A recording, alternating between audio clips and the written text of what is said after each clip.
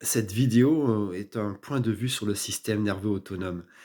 Hem, pour faire court et expliquer rapidement le système nerveux autonome, il s'agit d'un système nerveux qui sert donc en fait à gérer tous les muscles de manière inconsciente. C'est-à-dire que, par exemple, on ne passe pas à chaque fois à respirer pour respirer.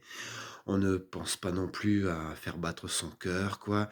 La digestion se fait au-delà de notre volonté aussi également, quoi, de manière très inconsciente. Donc du coup, il y a tout ça qui est géré par ce système nerveux autonome et ce système nerveux autonome également, on en parle surtout dans ce, point de vue de fuite, danger et figement. Vous avez sans doute, pour certains en tout cas, entendu parler de ça.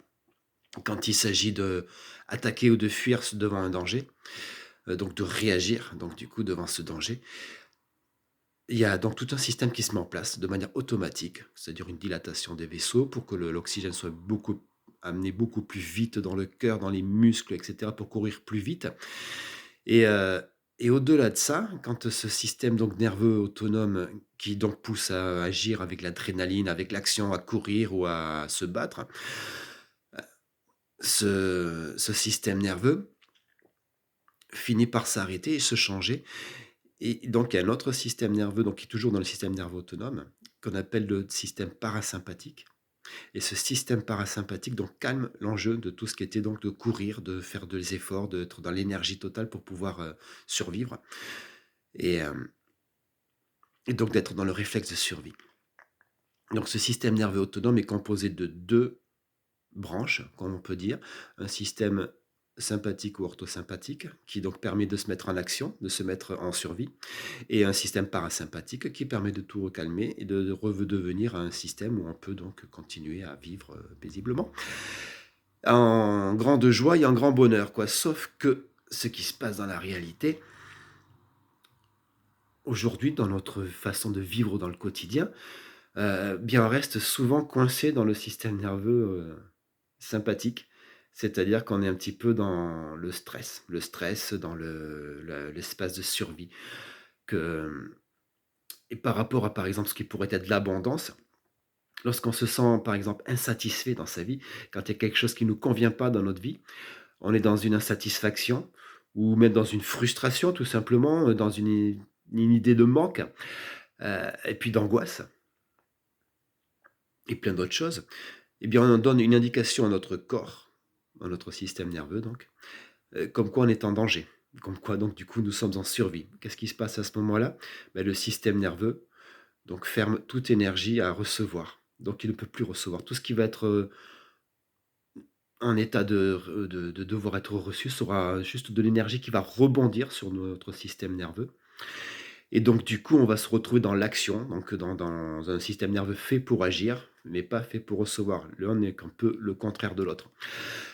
Donc quand on est fermé à recevoir, les énergies d'abondance rebondissent, les énergies de tout ce qu'on pourrait recevoir, que ce soit de l'argent, mais ce soit aussi également de l'amour, ce soit de l'affection des gens, ce soit aussi l'engagement social pour être apprécié des gens, pour être reconnu ou n'importe quoi.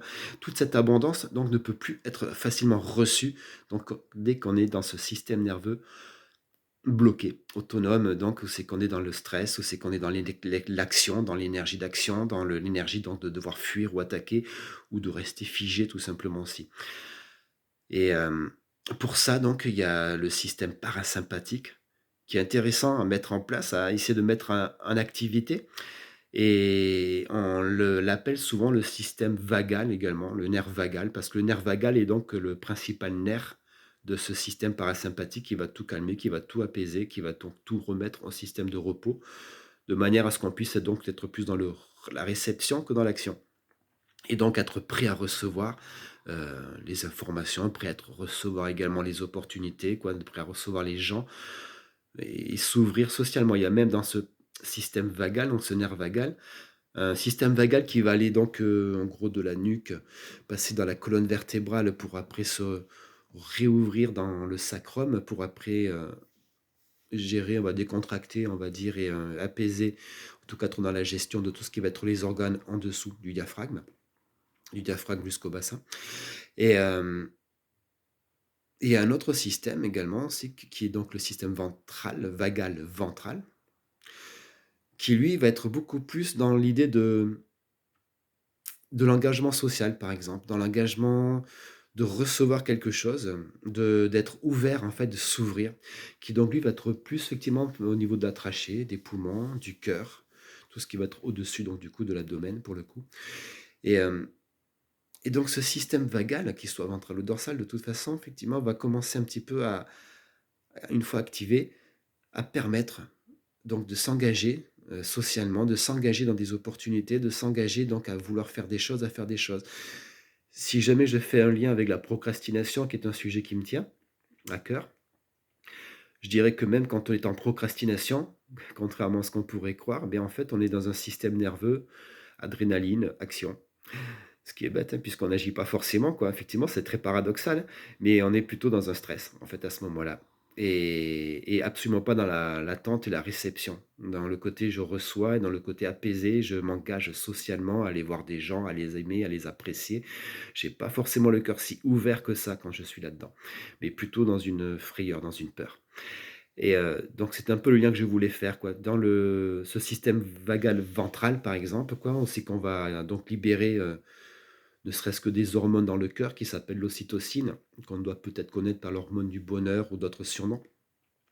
Il y a aussi le système, dorsal qui va jusque dans le ventre et l'intestin, qui va aussi libérer de la sérotonine également aussi. Donc il y a énormément d'hormones qui apaisent, et qui engagent socialement, sans peur, sans frayeur, qui sont là prêts donc à recevoir en fait ce qu'on peut recevoir de bon, quoi. Puisque tout est autour de nous, mais on ne voit pas forcément tout quand on est dans un état de stress, quand on est tout le temps en train de regarder partout qu'est-ce qui va nous tomber dessus. Donc on est plus dans la méfiance, on est plus dans le contrôle de vouloir absolument tout gérer dans sa vie, quoi. Et dans ce stress, dans ce côté, on est très agacé. Donc voilà l'intérêt donc du système vagal et du système nerveux autonome parasympathique. Et j'ai également fait donc une vidéo, si jamais vous souhaitez donc la suivre également aussi, quoi, sur une méditation de ce système vagal. Voilà, c'est ce que je souhaitais donc partager donc sur ce sujet. Merci.